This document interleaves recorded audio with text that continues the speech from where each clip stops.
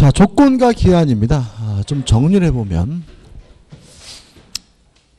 장래 발생이 불확실한 거, 발생할 수도 있고 안 할 수도 있고 불확실한 것은 조건이라고 하고요. 장래 발생이 확실한 것은 우리가 기한이라고 합니다. 요 개념과 관련돼서 우리가 좀 판례를 좀 몇 가지 좀 기억해 두셔야 되는데, 일단 소유권 유보부 매매는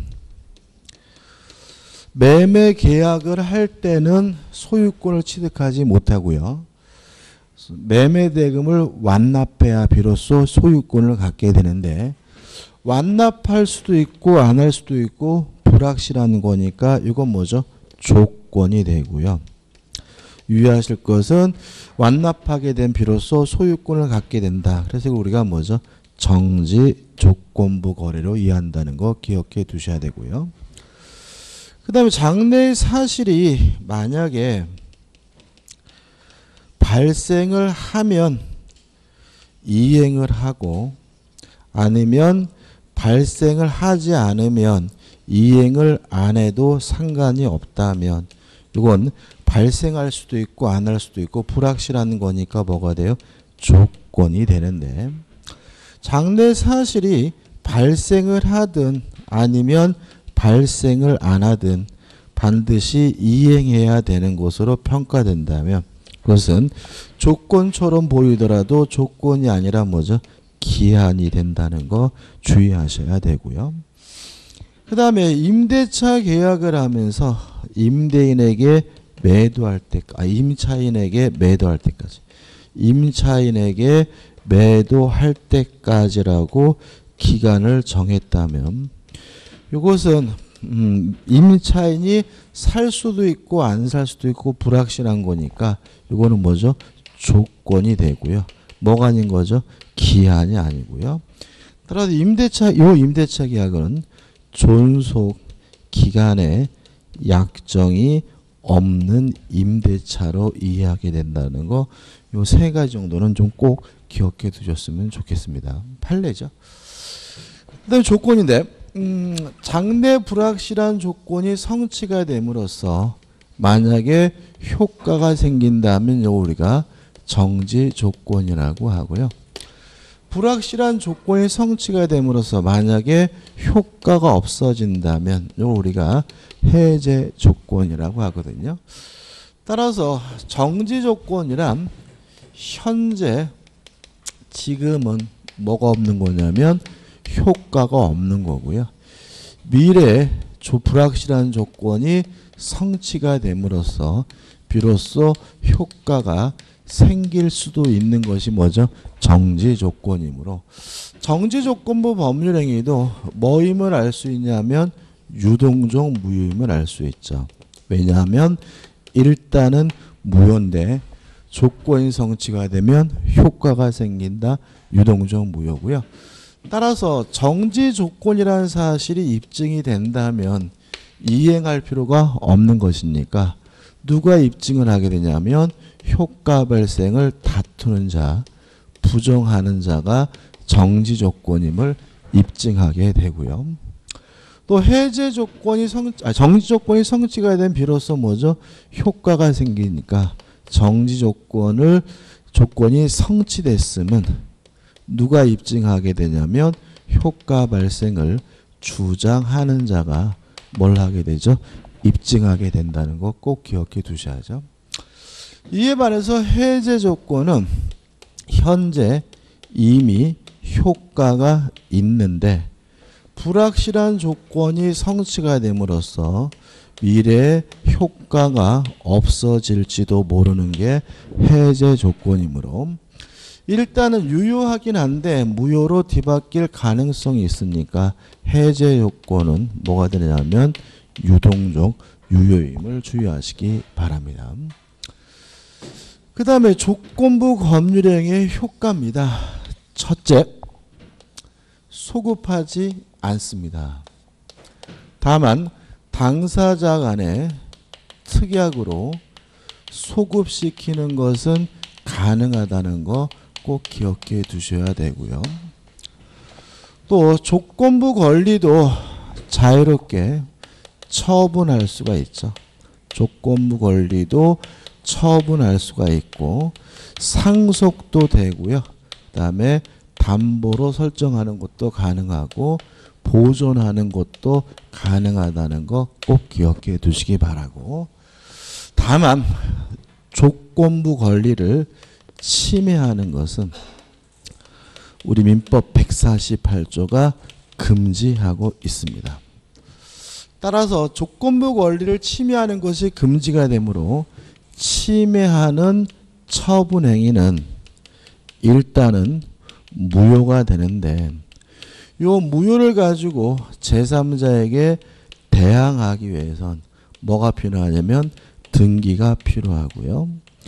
조건부 권리는 무슨 등기로 하게 되냐면 가등기로 하게 된다는 거 기억해 두시면 되고요. 그 다음에 네 번째로 조건의 성취죠. 예를 들어 가지고 신의 성실의 원칙에 반해서 조건을 성취시켰다면 이때는 상대방은 성취되지 않았음을 주장하는 것이 가능한데, 요 조건이 신의 측에 반해서 성취됐으면 성취됐음을 언제 주장할 수 있느냐? 그 신의 측에 반한 행위가 없었다면 조건이 성취됐을 것으로 추정되는 시점이 돼야 비로소 성취됐음을 주장할 수 있다는 거 주의하시기 바라고요. 다시 한번 잘못 말씀드렸죠? 잘못 말씀드렸다는 거 이해하시나요?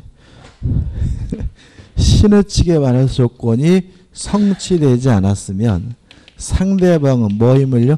성취임을 주장할 수가 있는데, 언제 성취됐음을 주장할 수 있습니까? 조건이 성취됐을 것으로 추정되는 시점이 돼야 비로소 성취됐음을 주장할 수가 있고요. 반대로 신의 측에 반해서 조건을 성취시켰다면 상대방은 성취되지 않았음을 주장하는 것이 뭐죠? 가능하다는 거 기억해 두셔야 되겠죠. 그 다음 마지막으로 이제 다섯 번째, 기정조, 기해무, 불정무, 불해조입니다. 조건에 대해서, 부관에 대해서 시험 문제를 잘 내는 편은 아니었는데 최근에 한 2년 동안 안 냈어요. 그러다가 작년에 두 문제가 나왔거든요. 그래서 출제 경향이 바뀐 겁니다. 안 나오다가 나오면 한 3, 4년은 꾸준히 나오기 때문에 올해도 시험 문제 반드시 나올 거라고 보고요. 요 기정조, 기해무, 불정무, 불해조는 무조건 나오는 거죠. 그래서 어떻게 되는 거죠? 기성 조건이 정지 조건이면 조건 없는 법률행위가 된다. 그래서 어떻게 해요? 기정조. 기성 조건이 해제 조건이면 무효다. 그래서 뭐죠? 기해무. 불능 조건이 정지 조건이면 무효다. 그래서 뭐죠? 불정무. 불능 조건이 해제 조건이면 조건 없는 법률행위다. 그래서 뭐죠? 불해조고, 반드시 출제되는 부분이니까 꼭 기억해 두시기 바랍니다. 그 다음 이제 기한을 정리해 보죠. 기한에 대해서는 일단 장래 발생이 확실하다는 거, 기한이 도래함으로써 효과가 생기면 요거 우리가 시기라고 하고요. 효과가 없어지면 우리가 뭐죠? 종기라고 하는데, 일단 조건 도래 효과는 뭐하지 않냐면 소급하지 않습니다. 다만 항상 조심할 것은 특약으로도 뭐 할 수 없냐면 소급시킬 수가 없다. 다시 말하면 조건은 소급하지 않지만 당사자 간에 특약으로 소급시키는 것이 가능했지만 기한 도래 효과는 특약으로도 뭐하지 못해요? 소급시키지 못한다는 거 꼭 기억해 두시기 바라고. 물론 기한부 권리도 처분할 수 있고 보존할 수가 있고 상속도 되고 담보로 제공하는 거 가능하고요.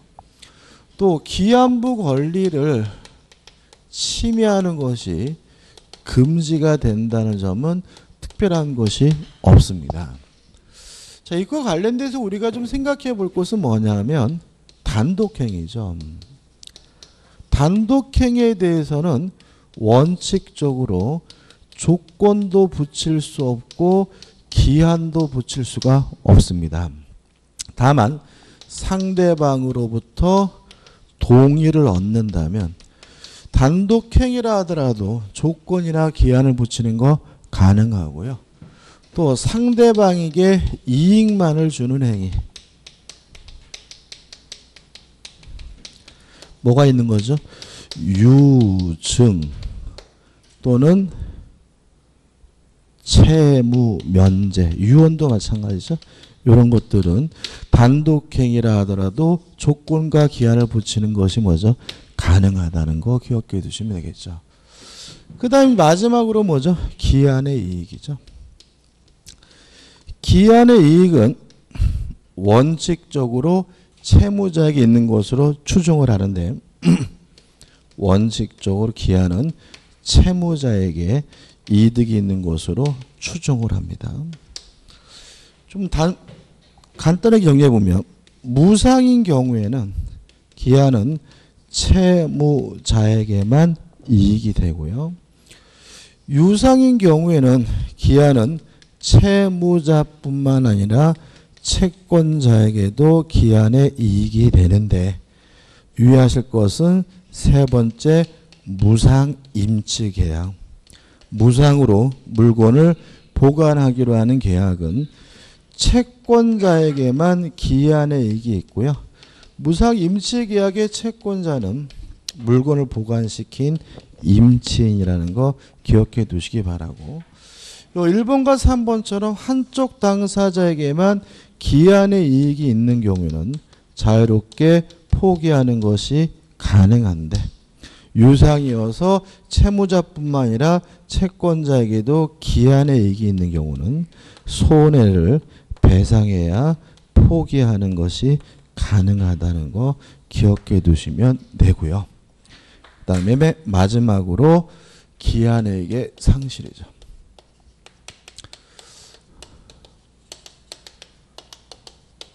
첫째, 채무자가 담보, 제공 의무를 이행하지 않는 경우에는 기한의 이익을 상실합니다. 두 번째, 채무자가 담보를 손상, 감소, 멸실시켰다면 기한의 이익을 상실합니다. 또 세 번째, 채무자가 파산한 경우에는 기한의 이익이 상실되고요. 이런 사유가 발생해서 기한의 이익이 상실된다면 채권자는 지금 당장 돈을 갚아라 즉시 이행을 청구하는 것이 가능해지고요. 즉시 이행을 청구했는데도 불구하고 이행하지 않는다면 그때 비로소 이행지체 채무 불이행이 되는 것이 원칙이라는 것까지 정리하시면 되겠죠. 이것도 한 문제짜리라고 생각하시고 확실하게 정리하시면 될 것 같아요. 자, 문제를 풀어보죠. 1번입니다. 조건부 권리에 관한 설명 중 잘못된 것은 1번 이를 침해한 때는 불법행위가 된다. 오겠죠. 왜냐하면 조건부 권리는 뭐 하는 것이요? 침해하는 것이 금지되어 있으니까 만약에 침해하고 있다면 이것도 위법행위로서 불법행위가 됩니다. 2번 제3자가 이를 침해하는 처분행위는 유효하다. X입니다. 다시 말하면 처분행위 자체는 뭐가 되죠? 무효가 되고요. 다만 주의하실 것은 이 무효를 가지고 제3자에게 대항하기 위해서 뭐가 필요해요? 등기가 필요하죠. 따라서 밑도 끝도 없이 유효하다 X고 답은 2번입니다. 3번 일반 규정에 의하여 처분할 수 있다. 5고 4번 이것은 조건의 성부가 확정되기 전에 생긴다. 5번 이를 침해하는 처분행위는 뭐죠? 무효이다. 맞는 질문이고 따라서 답은 뭐죠? 2번이 됩니다. 2번 다음 중 조건을 붙일 수 있는 행위는 자 요거죠. 일단 단독행위는 원칙적으로 조건도 기한도 붙일 수가 없어요. 다만 채무 면제같이 상대방에게 이익만을 주는 단독행위는 조건과 기한을 붙이는 것이 가능하기 때문에 1번 채무 면제가 답이 되죠. 나머지 것들 보면은 2번 이유는 가족법상 행위입니다. 절대로 뭐예요? 조건과 기한을 붙일 수가 없고요. 3번 상속의 포기는 단독행위니까 조건을 못 붙인다. 이렇게 기억하셔도 되고 아니면 가족법상 행위니까 조건과 기한을 붙일 수가 없다. 이렇게 이해하셔도 상관없고요. 4번 어음도 거래 안전을 위해서 조건을 붙일 수가 없고 5번 미성년자가 한 계약의 추인은 단독행위죠. 단독행위는 원칙적으로 조건을 붙일 수가 없습니다. 답은 뭐죠? 1번이 되는 거죠. 3번 법률행위의 부관에 관한 설명으로 옳지 않은 것은 1번 조건을 붙이고자 하는 의사가 있더라도 그것이 표시되지 않으면 의사표시 없는 거죠. 따라서 법률행위의 부관으로서 조건이 되는 것은 아니다. 물론 뭐죠? 맞는 질문이죠. 2번 어떤 조건이 붙어 있는지 아닌지는 그 조건의 존재를 주장하는 자가 증명하여야 하고요. 3번 당사자는 조건의 성부가 미정인 동안에 조건의 성취로 생길 상대방의 이익을 해하지 못하고요. 4번 조건의 내용 자체가 불법적인 것이어서 무효인 경우. 이게 뭐죠? 조건이 반사회적인 경우를 말하고요. 조건이 반사적이면 법률행위 전체가 쌍무효가 되는 것이 원칙이므로 그 법률행위 전부가 무효로 된다. 5 맞는 질문이죠. 답은 뭐죠? 5번입니다. 자, 요거죠. 발생하면 이행을 하고 발생하지 않으면 이행하지 않아도 된다면 이거는 뭐죠? 조건이 되겠지만 발생을 하든 안 하든 이행을 해야 되는 것이라면 뭐가 되죠? 기한이 됩니다. 기억나시나요? 제가 수업 시간에 이런 예를 좀 들었던 기억이 나는데요. 을이 갑에게 예를 들어서 1,000만 원을 빌려주고 돈을 10월 23일 날 갚기로 한 거죠. 그래서 을이 갑에게 전화해가지고 야 23일 날 돈 준비돼. 그러니까 갑이 뭐라 그랬어요? 나 정신없어. 나 27일 날 시험 보잖아. 나 그런데 신경 쓸 여력이 없거든. 라고 방방 뜨니까 을이 갑에게 뭐예요? 시험을 보면 갚어라고 했다 이거죠. 기억나시죠? 그럼 이때는 시험을 보면 갚으라는 것은 말 그대로 시험을 안 보면 갚지 말란 뜻이 아닌 거죠. 이거는 27일까지 기한을 뭐예요? 연장해 준 것에 불과한 것이니까 갑이 시험을 보든 시험을 안 보든 반드시 뭐예요? 갚아야 되는 것이고요. 이것은 조건이 아니라 뭐래요? 기한을 이해하는 것이 판례 입장이죠. 5번 부관에 표시된 사실이 발생하지 아니한 것이 확정된 때에도 예를 말하면 어떻게 시험을 안 봤을 때에도 그 채무를 이행하여야 한다고 보는 것이 상당한 경우 조건부 법률행위로 보아야 한다. X. 이때는 조건이 아니라 뭐죠? 기한이고요. 답은 뭐죠? 5번이 되는 거죠. 이게 2010년도 감정평가사 시험 문제인데 최근에 뭐 아주 잘 냅니다. 우리 공인중개사 시험을 최근에 낸 적도 있고 그러니까 꼭 확실하게 내 것으로 만드셔야 됩니다. 4번입니다. 법률행위의 조건에 관한 설명으로 옳은 것은 1번 조건의 성취가 미정한 권리라도 일반 규정에 의하여 처분하거나 상속할 수 있다. 5죠. 조건부 권리도 처분할 수 있고 상속도 되고요. 담보로 제공할 수도 있고 보존하는 것도 뭐죠? 가능합니다. 답은 뭐죠? 1번이죠. 2번. 조건의 성취로 인하여 불이익을 받을 당사자가 신의 성실에 반하여 조건의 성취를 방해했어요. 이렇게 조건의 성취를 방해하면 상대방은 조건이 성취됐음을 뭐 할 수 있어요? 주장하는 것이 가능하므로 상대방은 그 조건이 성취한 것으로 주장할 수 없다. X가 되고요. 3번 모든 법률행위는 조건을 붙일 수 있다. X죠. 대표적인 거 보시죠. 단독행위는 원칙적으로 뭘 붙이지 못합니까? 조건도 기한도 붙일 수가 없고요. 4번 조건이 법리 당시 이미 성취한 것인 경우 그는 뭐가 떠올라야 돼? 기, 정, 조, 기해무가 떠올라야죠. 여기서 조건이 법리 당시 이미 성취했다라는 말은 뭐죠? 기성조건이잖아요.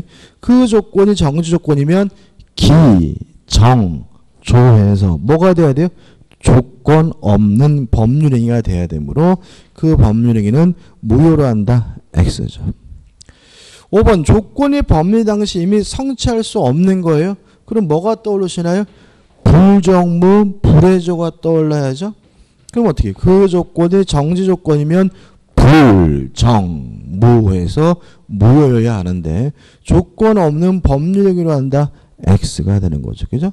그래서 보시면 이게 2016년도 문제가 두 문제나 나왔잖아요. 그죠? 그래서 작년에 2017년 때 우리 공인중개사 시험에서도 조건에 관한 문제가 몇 문제요? 두 문제가 나왔어요. 그래서 이 조건이 잘 안 내다가 감정평가에서 두 문제를 내니까 공인중개사에서 두 문제를 내더라고요. 이게 왜 이런 일이 벌어지게 되냐면 같은 기관에서 보는 시험이라서 그래. 감정평가에서도 뭐죠? 갑자기 용어 뭐죠? 산업인력관리공단에서 보고 마찬가지거든요. 그래서 출제 경향이 좀 비슷한 경향이 있습니다. 그래서 감정평가 문제를 제가 일부러 많이 넣었는데 왜냐하면 우리 공인중개사 시험 문제가 조금 쉬워요. 감정평가보다. 별 차이는 없고 그래서 좀 약간 어렵게 공부하는 게 좋기 때문에 제가 감정평가에서 문제를 많이 넣었어요. 아무튼 답은 뭐죠? 1번이고 이 두 문제 3번과 4번 문제는 중요하다고 별표 놓으시고 꼭 곱씹으셔야 합니다. 넘겨보시면 5번이죠. 정지조건부 법률에 관한 설명으로 틀린 것은 1번 조건이 불성취로 확정이 되면 자 정지조건이 뭐죠? 현재 효과가 없죠. 근데 조건이 성취가 되면 효과가 생기는 게 뭐죠? 정지조건이니까. 그죠? 유동적 무효잖아요. 근데 불성취로 확정이 됐대요. 그러면 더 이상 유동적 무효가 아니라 뭐로 바뀌겠어요? 확정적 무효로 바뀌겠죠. 따라서 조건이 불성취로 확정되면 그 법률에는 무효이다. 맞는 지명이죠. 근데 이런 문제 또 조심해야 될 게 뭐냐면 문제를 좀 잘 안 읽으세요. 문제에서 명백히 뭐라고 되어 있어요? 정지, 조건부, 법률행위라 나와 있으니까 요 지문에 조건 앞에 정지가 없더라도 이게 무슨 조건인 거예요? 정지 조건이라고 생각하고 문제를 푸셔야 되는 겁니다. 그죠? 2번 정지 조건부 권리는 조건이 성취되지 않는 한 동안 소멸시효가 진행되지 않는다. X입니다. 이게 틀린 건데 우리 25회 때 공인중개사 기출문제인데 조금 출제가 마음에 안 들긴 하거든요.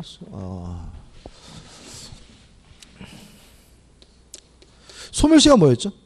일정한 권리를 보유하고 있는데 그 권리 행사가 가능한데도 일정 기간 동안 행사하지 않으면 불행사하면 권리 자체가 소멸되는 제도를 우리가 뭐죠? 소멸시효라고 합니다. 따라서 소멸시효는 언제부터 시작하냐면 권리 행사가 가능한 때부터 시작하게 돼요. 이해되시나요? 자, 소멸시효는 뭐라고요? 권리 행사가 가능한데도 행사하지 않고 방치하면 권리가 없어지는 것이 뭐죠? 소멸시효니까. 소멸시효는 언제부터 시작하는 거예요? 권리 행사가 가능한 때부터 기사한다. 권리 행사가 가능한 때부터 소멸시효는 뭐가 되는 거예요? 시작이 되는 거예요. 동의하시죠? 그죠? 여기서 을이갑에게 돈 빌려주면서 10월 23일 날 갚기로 했어요. 그러면 소멸시효는 언제부터 시작이 돼요? 10월 23일부터 시작이 되는 거예요. 왜요? 10월 23일이 돼야 돈 달라고 요구할 수 있다. 권리 행사가 뭐죠? 가능하니까요. 아예 표정이 왜 그래요? 다시 한번. 소멸시효가 뭐라고요? 권리 행사가 가능한데도 일정 기간 행사하지 않고 방치하면 권리가 없어지는 제도가 뭐죠? 소멸시효다. 따라서 소멸시효는 언제 시작이 되는 거예요? 권리 행사가 가능한 때부터 소멸시효가 뭐죠? 시작이 되는 거다. 따라서 돈을 빌려주면서 10월 23일 날 갚기로 했어요. 그러면 을은 언제부터 돈 달라고 할 수 있어요? 10월 23일 날이 돼야 돈 달라고 할 수 있으니까 10월 23일부터 소멸시효가 뭐가 되는 거예요? 시작이 되는 거고요. 정지조건부 법률행위는 현재 효과가 없는 거죠. 조건이 성취가 돼야 비로소 뭐죠? 효과가 생기는 거죠. 그럼 언제부터 이행이 달라고 할 수 있어요? 조건이 성취된 때부터 이행이 달라고 요구할 수 있겠죠. 언제부터 권리 행사 가능하는 거예요? 조건이 성취된 때부터 권리 행사가 가능하겠죠. 따라서 지금 보시면 정지조건부 권리는 조건이 성취되지 않는 동안 소멸시효가 진행되지 않는다. 맞죠? 왜요? 정지조건이란 현재 뭐가 없는 거예요? 효과가 없는 거고 조건이 성취가 돼야 비로소 뭐죠? 효과가 생기니까 조건 성취된 때부터 권리 행사 가능하고 조건이 성취된 때부터 소멸시효가 뭐가 되는 거예요? 시작이 되는 거예요. 따라서 조건이 성취되지 않았다면 소멸시효는 뭐 되지 않아요? 시작도 되지 않습니다. 2번은 맞는 질문이죠. 3번 조건의 성취가 미정인 권리는 일반 규정에 의하여 처분할 수 있다. 맞는 질문이고요. 3번 조건 성취율은 원칙적으로 법령행위가 성립한 때부터 발생한다. X죠. 어딨나요? 요거죠. 소급하지 않습니다. 다시 말하면 조건이 성취가 되면 성취된 때부터 뭐가 생기는 거예요? 효과가 생기는 거죠. 과거로 뭐 되지 않아요? 소급되지 않으므로 성립한 때부터 효력이 생긴다는 질문은 뭐죠? X가 되는 거죠. 동의하시죠? 그죠? 5번. 소유권 유보 약정입니다. 자, 요거죠. 자, 소유권 유보 매매는 무슨 조건이라고요? 정지 조건이다. 따라서 매수는 아직 뭐가 없어요? 소유권이 없는 거죠. 다만 매매 대금을 완납하면 그때 비로소 뭘 갖게 돼요? 소유권을 갖게 되는 거거든요. 따라서 5번. 소유권 유보 약정이 있는 경우 특별한 사정이 없는 한 매매대금 전부의 지급이라는 조건이 성취될 때까지 매도인이 목적물의 소유권을 보유한다. 매수인은 소유권이 없다. 맞는 질문이죠. 매수인은 언제 비로소 소유권을 갖게 됩니까? 매매대금을 완납하는 순간 비로소 매수인은 소유권을 갖게 되니까 정지 조건이고 5번은 뭐죠? 맞는 질문이죠. 문제가 만만치는 않죠. 그죠? 좀 조심하셔야 됩니다. 저 조건 부분은. 6번. 조건에 관한 다음 설명 중 틀린 것은 1번. 조건의 성취로 인하여 불이익을 받을 당사자가 신의 성실에 반하여 조건 성취를 방해했어요. 자, 신의 측에 반해서 조건이 성취되지 못하게 방해했다면 상대방은 조건이 성취됐음을 주장할 수 있어요. 언제요? 조건이 성취될 것으로 추정되는 시점이죠. 방해시가 아닙니다. 따라서 조건이 성취된 것으로 의제되는 시점은 이러한 신의 성실에 반하는 행위가 없었더라면 조건이 성취되었으리라고 추산되는 시점이다. 5 맞는 질문이죠. 2번 조건이 법리 당시 이미 성취한 것인 경우에요. 기성조건이죠.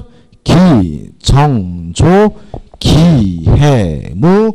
그 조건이 해제 조건이면 기, 해, 무 해서 뭐가 달라붙어야 돼요? 무가 달라붙어야 되는데 조건 없는 법률행위하고 X죠. 정지권이면 기, 정, 조에서 조건 없는 법률행위가 달라붙어야 되는데 그 법률에 무효로 한다. X입니다. 답은 뭐죠? 2번입니다. 3번 조건의 성취가 미정한 권리 의무는 일반 규정에 의하여 처분, 상속, 보존 또는 담보라 할 수 있다. O 정확히 맞죠? 4번 조건 있는 법률 당사자는 조건의 성부가 미정한 동안에 조건의 성취로 인하여 생길 상대방의 이익을 해하지 못한다. 조건부 권리를 침해하는 처분행위는 무효입니다. 5번 조건의 선량한 풍속 기타 사회 질서에 반하는 것. 조건이 반사회적이면 조건만 무효인 것이 아니라 법률행위 전체가 쌍무효이므로 그 법률행위는 무효로 한다. O 맞는 질문이 되는 거죠. 7번입니다. 조건부 법률행위에 대한 설명으로 틀린 것은 1번. 당사자가 조건 성취 요력을 성취 전에 소급하게 할 의사를 표시한 때에는 그 의사 표시에 의한다. 5점. 다시 말씀드리면 조건 성취 효과는 뭐하지 않죠? 소급하지 않습니다. 다만 당사자 간의 특약으로 소급시키는 것은 가능하기 때문에 1번은 뭐죠? 맞는 질문이죠. 2번 조건이 법률 당시 이미 성취한 것인 경우 또 나왔네요. 기성조건이죠. 그 조건이 해제 조건이면 기, 해, 무 해서 무가 붙어야 되는데 조건 없는 법률행위라고 X죠. 기정조 기해무입니다. 답은 뭐죠? 2번입니다. 3번 반복적이고요. 4번도 반복적이고 5번 조건의 성취로 인하여 이익을 받을 당사자가 신의 성실에 반하여 조건을 성취시킨 때 방해하면 성취됐음을 주장할 수 있고 신의 측에 반해서 조건을 성취됐으면 성취되지 않았음을 주장하는 것이 가능하므로 상대방은 그 조건이 성취하지 아니한 것으로 주장할 수 있다. 5 맞는 질문이죠. 넘겨보시면 8번입니다. 법률행위의 부관에 관한 설명으로 옳은 것은 1번 조건의 성취 여부가 미정인 권리로 담보로 제공할 수 있다. X. 조건부 권리도 처분할 수 있고 상속할 수 있고 보존할 수 있고 담보로 제공하고요. 이 담보로 제공하는 게 이렇게 딱 떨어져 나오면 틀리시는 경우가 많아요. 그러니까 이게 담보로 제공하는 것이 뭐죠? 가능하다. 이렇게 되고요. 우리가 생각해 볼 것은 만약에 담보로 제공한 것이 부동산이라면 등기할 수 있죠. 그죠? 조건부 권리는 무슨 등기로 하게 되죠? 가등기로 하게 되죠. 그럼 뭐가 돼요? 가등기 담보가 되거든요. 그래서 우리가 조건부 권리를 담보로 제공할 수 있다 그러면 결국 뭐예요? 가등기 담보로 제공할 수 있다는 얘기예요. 기억나시나요? 그래서 우리가 가등기 담보가 뭐예요? 언제까지 돈을 안 갚으면 소유권을 넘겨주려는 조건부로 계약한 거잖아요. 그죠? 그래서 담보로 제공하는 거 가능하고요. 조건부 권리를 담보로 제공하면 이게 뭐가 돼요? 가등기 담보가 된다는 거 좀 주의하시기 바랍니다. 답은 뭐죠? 1번인 거죠. 2번 정지 조건부 매매 계약에 의한 토지 소유권 이전 청구권을 보존하기 위한 가등기는 허용되지 않는다. X. 2번 조건이 성취된 해제 조건부 법률행위는 특이하기 없는 한 소급해 효력을 잇는다. X.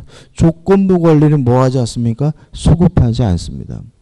4번 조건이 선량한 풍속에 반하면 조건 없는 법률행위가 된다. X. 조건이 반사회적이면 조건만 무효인 것이 아니라 법률행위 전체가 쌍무효가 됩니다. 5번이죠. 자, 이거죠. 임대차 계약을 하면서 임차인에게 매도할 때까지는 기한이 아니라 뭐죠? 조건입니다. 왜요?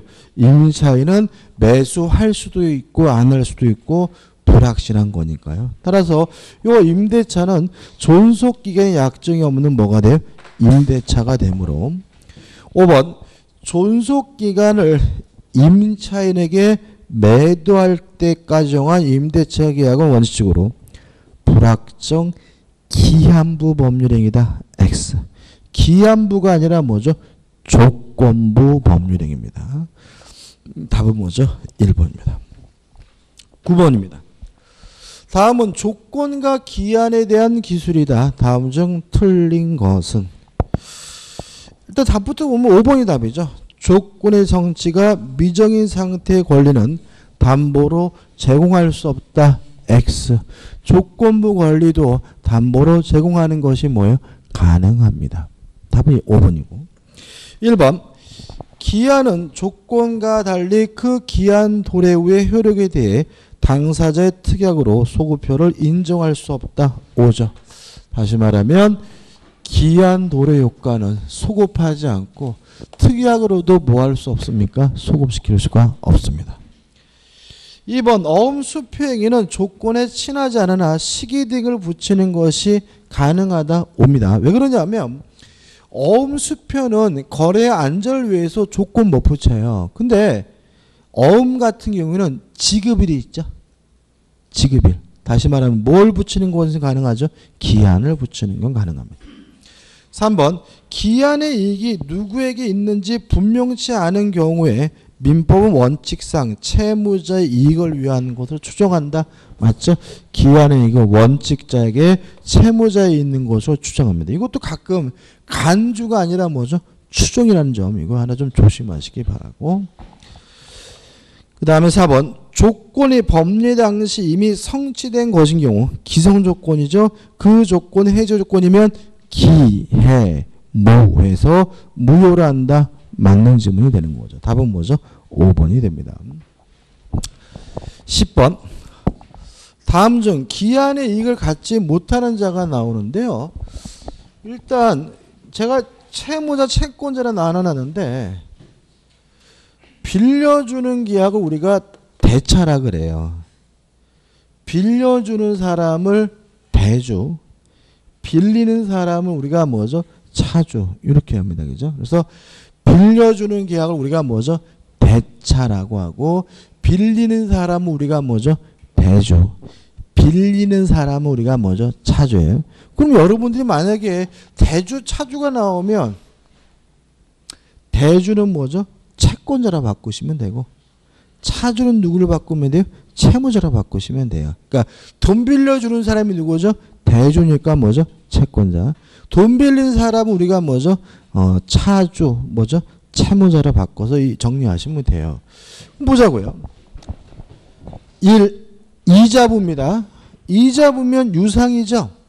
그죠? 유상이면 둘 다 기한의 이익이 있으니까 뭐 더 이상 읽어볼 필요가 없어요. 따라서 1번과 2번은 뭐가 되잖아요? 답이 되질 않아요.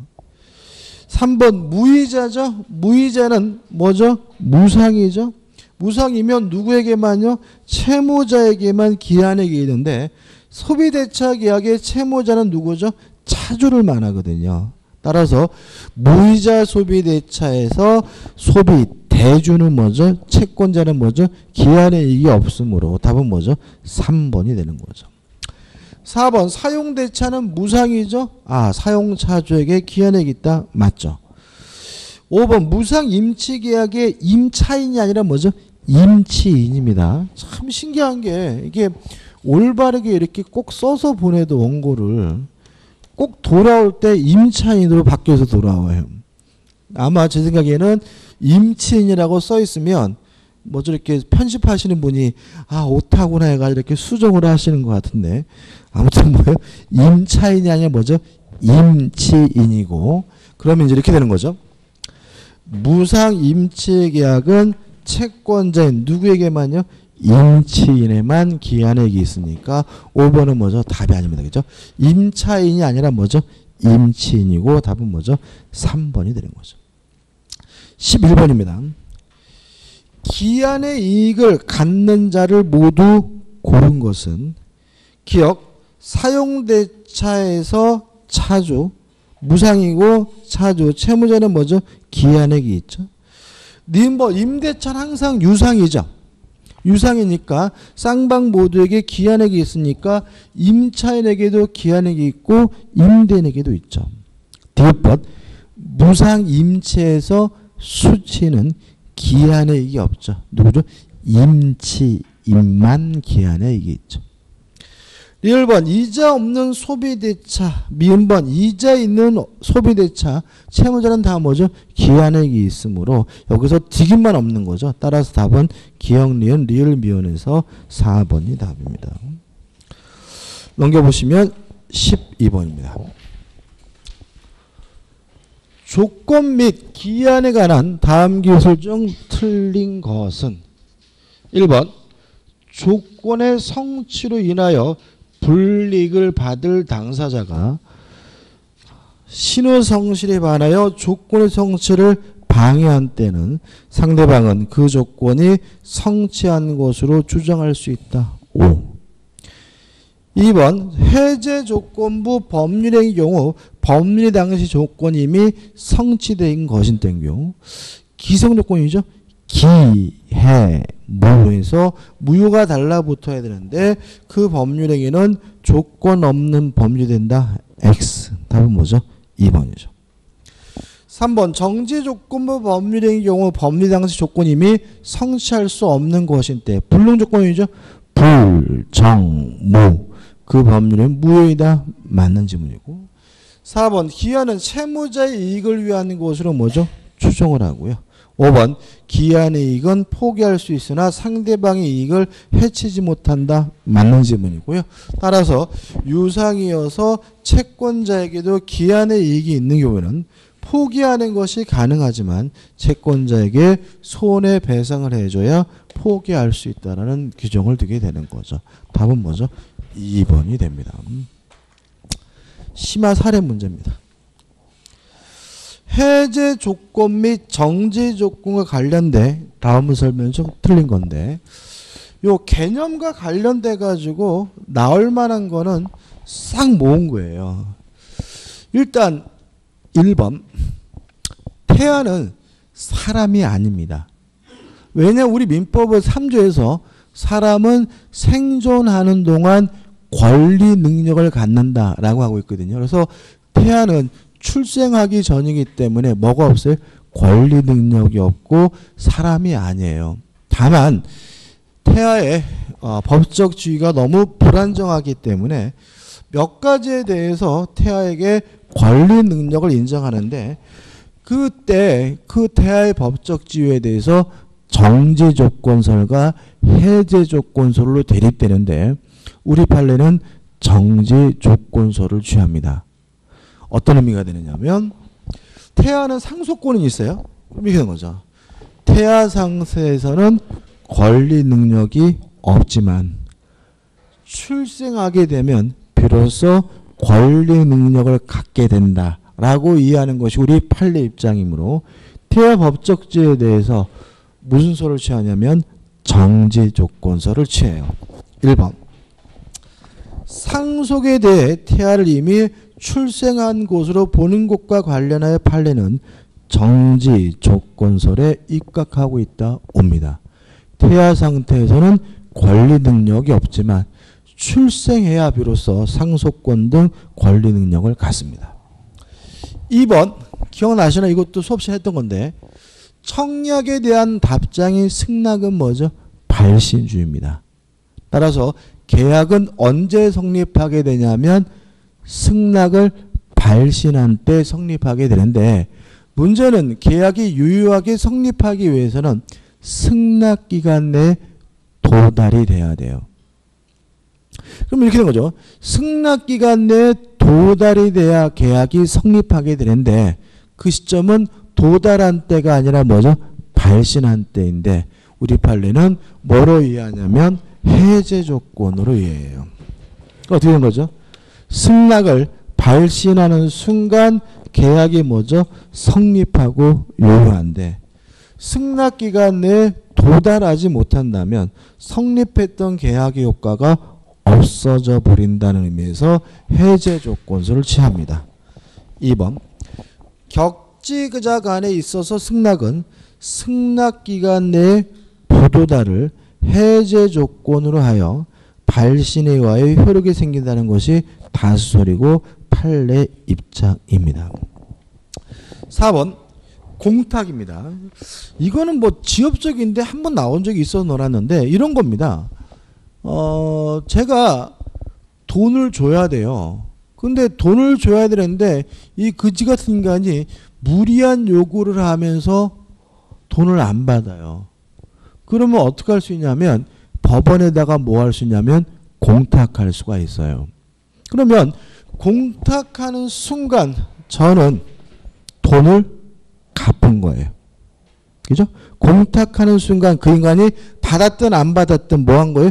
돈을 갚은 것인데 다만 제가 마음이 바뀌어가지고 공탁한 그 돈을 찾아오게 되면 변제 효과가 어떻게 해요? 없어져 버리기 때문에 일종의 이것도 뭐로 이해하냐면 해제 조건으로 이해를 합니다.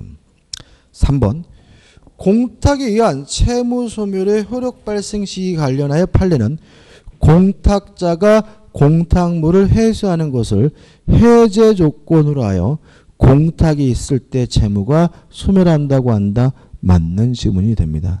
다시 한번 말씀드릴게요. 다시 한번. 자, 공탁을 하는 순간 뭐 한 거죠? 돈을 갚은 겁니다. 갚은 거예요. 근데 다 제가 마음이 바뀌어야지 그 돈을 뭐죠? 되찾아 오게 되면 변제했던 효과가 어떻게 해야 돼요? 없어져 버리기 때문에 이것도 뭐로 이해합니까? 해제 조건으로 이해합니다. 보시면 다시 읽어볼게요. 공탁에 의한 채무소멸의 효력 발생 시기와 관련하여 판례는 공탁자가 공탁물을 회수하는 것을 무슨 조건으로 해제 조건으로 하여 공탁이 있을 때 채무가 소멸한다고 한다. 맞는 질문입니다. 5번입니다. 임대차에 있어서 보증금 반환 청구권입니다. 자, 이게 어떤 문제냐면 임대차가 종료하게 되면 임차인은 보증금 반환을 뭐 할 수 있어요? 청구할 수가 있거든요. 근데 문제는 잔존 채무가 있다면 일단은 보증금 반환을 청구할 수가 없고요. 잔존 채무가 없어야 비로소 보증금 반환을 청구할 수 있다라고 이해하는 정지조건설이 다수설이에요. 그래서 5번 임대차에 있어서 보증금 반환 청구는 임대차 종료 시 임차인의 반대 채무 부존재를 정지 조건하는 견해가 뭐죠? 다수설이다. 맞아요. 근데 문제는 해설을 보시면 반면에 판례는 뭘 취합니까? 해제 조건설을 취합니다. 이게 무슨 말이냐면 임대차 계약이 종료가 되면 일단 당장 임차인은 보증금 반환을 뭐 할 수 있어요? 청구할 수가 있는 거고 다만 반대 채무가 존재한다는 사실이 뭐가 돼요? 입증되면 그 권리가 뭐죠? 없어져 버린다. 해제 조건을 이해하는 것이 판례 입장이거든요.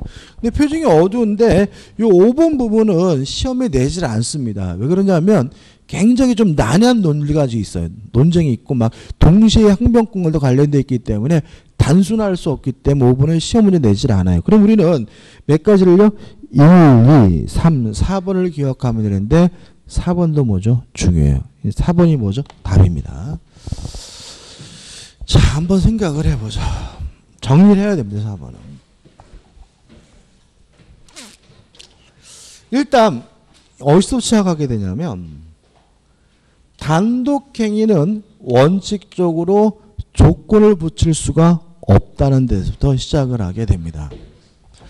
따라서 해제는 단독행위이기 때문에 원칙적으로 뭘 붙이지 못하냐면 조건을 붙일 수가 없습니다. 해제는 뭐라고요? 단독행위니까 원칙적으로 뭘 붙이지 못해요? 조건을 붙이지 못합니다. 동의하시죠? 해제는 언제 합니까? 채무불이행이 있어 하는 거잖아요. 승낙을 받지 않고 뭐예요? 일방적으로 하는 거잖아요. 그죠? 근데 우리 판례는 원칙적으로 해제에 대해서는 조건을 붙일 수가 없지만 예를 들어서 10월 23일까지 이행하지 않으면 과 같은 조건을 붙이는 것은 가능하고도 유효하다는 것이 우리 판례 입장입니다. 왜 그러냐면 단독행위는 왜 조건을 붙이지 못하냐면요. 단독행위에 조건을 붙이게 되면 상대방의 법적 지위가 불안정해지기 때문이거든요. 근데 이행하고 안 하고는 오로지 누가 결정할 문제예요?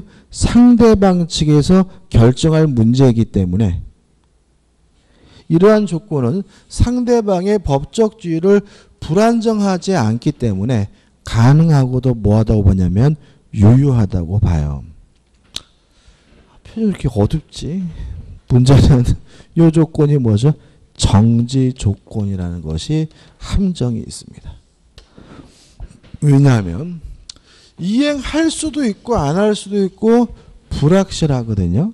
조건인데 이행하지 않는다는 조건이 성취가 되면 해제가 돼요. 그 말은 해제 효과가 생기는 거기 때문에 이 조건은 해제 조건이 아니라 뭐로 이해하냐면 정지 조건으로 이해합니다. 그래서 이런 질문은 나오게 되는 거죠. 조건이 성취가 됨으로써 해제가 된다면 그 조건은 해제 조건이다. X. 해제되는 게 해제 조건이 아니에요. 해제되는 것은 오히려 해제 효과가 뭐예요? 생기는 것이기 때문에 무슨 조건이냐면 정지 조건을 이해하는 게 판례 입장이에요. 4번 보시면 계약 당사자 일방이 이행지체에 빠진 상대방에 대하여 일정 기간 내를 정하여 채무 이행을 채구함과 동시에 그 기간 내에 이행하지 않으면 계약은 당연히 해제된다는 뜻을 표시하는 것. 어떤 상인지 아시겠죠? 해제 조건부 계약 해제 의사표시로서 유효하다. X. 무슨 조건입니까? 정지 조건부 계약 해제입니다. 밑에 해설을 한번 읽어볼게요. 4번이죠. 해제 의사표시에는 조건 기한을 붙이지 못함이 원칙이나 상대방을 불리한 죄에 놓이게 할 염려가 없는 경우는 예외적으로 허용된다. 지문은 그 최고기간 내 불이행을 뭐죠? 정지 조건으로 하는 해제 의사표시나 유효한 것이다라는 게 판례 입장이고 이거는 제가 개인적인 생각이 아니라 뭐죠? 판례 입장이니까 유효하시기 바라고 해제되는 건 해제 조건이 아니라 뭐예요? 정지 조건임을 주의하시기 바랍니다. 넘겨보시면 2번입니다. A는 B가 A 소유 갑 건물을 1억 원 이상 팔아주면 동인 소유의 을 건물을 증여한다는 계약을 체결하였다. 다음 기술 중 틀린 것은인데 일단 답은 쉬워요. 답은 쉬운데 좀 생각을 좀 해볼 게 있어요.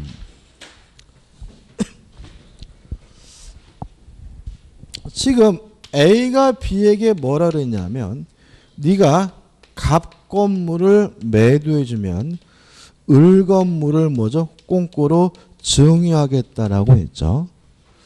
물론 B는 갑 건물을 팔 수도 있고 못 팔 수도 있고 불확실하고 매도한다는 조건이 성취가 되어 비로소 을 건물을 받을 수 있는 증여계획 효과가 생기는 것이니까 요거는 무슨 조건이죠? 정지 조건부 법률행위가 되는 거죠. 이해되시죠? 그죠? 우리가 실제로 중개업하시게 되면 이런 거 많이 합니다. 그죠? 뭐 예를 들어 가지고 내 땅 팔아주시면 중개수료 1,000만 원 주겠다. 그죠? A 땅을 팔아주면 뭐죠? 갑 땅을 팔아주면 1,000만 원 주겠다. 똑같은 겁니다. 그죠? 자, 근데 문제는 갑 건물을 팔면 을 건물을 주겠다라고 약속을 했는데 A가 갑 건물을 처분했어요. 그러면 B는 갑 건물을 팔 수가 없죠. 그죠? 지금 갑 건물을 팔면 뭘 준다고요? 을 건물을 주겠다라고 해놓고 갑 건물을 A가 뭐죠? 딴 데 팔아먹으면 B는 갑 건물을 뭐 할 수 없어요? 팔 수가 없는 거죠. 이건 뭐죠? 조건의 성취를 신의 측에 반해서 방해한 거예요. 지웠네. 다시 말하면 조건의 성취를 신의 측에 반해서 뭐죠? 방해한 것이고요. 이때 B는 뭐 할 수 있냐면 조건이 성취됐음을 뭐 할 수 있어요? 주장하는 것이 가능하죠. 이해되시나요? 그죠? 그 다음에 갑 건물을 팔아주면 을 건물을 주겠다고 해놓고 A가 요 을 건물을 뭐죠? 처분했어요. 요거는 뭐냐면 조건부 권리를 뭐죠? 침해하는 처분행위죠. B의 입장에서는 나중에 갑 건물을 팔더라도 을 건물을 받을 게 없잖아요. 그죠? 그러면 A는 조건부 권리를 뭐 한 거예요? 침해한 것이니까 을은 제3자에게 무효를 가지고 대항하기 위해서 뭐 할 필요가 있어요? 가등기를 할 필요가 있고요. 만약에 B가 자기 앞으로 가등기를 했다면 이 소유권을 취득한 사람에게 뭐 할 수 없어요? 대항할 수는 없고 B는 A에게 뭘 청구하게 되죠? 손해배상을 청구하게 되는 거죠. 아무튼 지금 제가 말씀드린 것이 갑 건물을 팔아주면 을 건물을 주겠다고 해놓고 갑 건물을 팔아먹는 것은 조건 성취를 뭐예요? 방해하는 거고 을 건물을 팔아먹는 것은 조건부 권리를 뭐죠? 침해하는 뭐죠? 처분행위가 되고 이렇게 된다. 이렇게 되는 거죠. 1번 1억 원 이상으로 팔 수 있는지 여부가 결정되기 전에 A의 과실로 을 건물이 소실됐어요. 이건 조건 성취와 상관이 없죠. 후발적 불능입니다. 따라서 B가 1년 내에 갑 건물 1억 원 이상에 팔면 A는 B에 대하여 손해배상의 의무를 친다. 맞는 질문이죠. 2번 계약할 때 이미 갑 건물이 소실됐어요. 그러면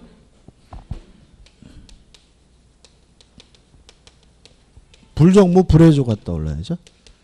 동의하시나요?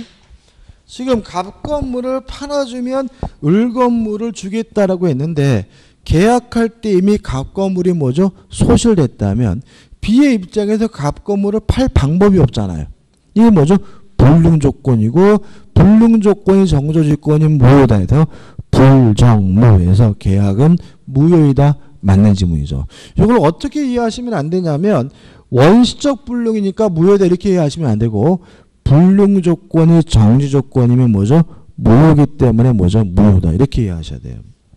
3번 B는 갑 건물을 1억 원 이상으로 팔 수 있는 여부가 결정되기 전에도 을 건물에 대하여 자기 권리를 등기할 수 있다. 맞죠? 어떤 등기를 할 필요가 있죠? 가등기를 할 필요가 있는 거죠.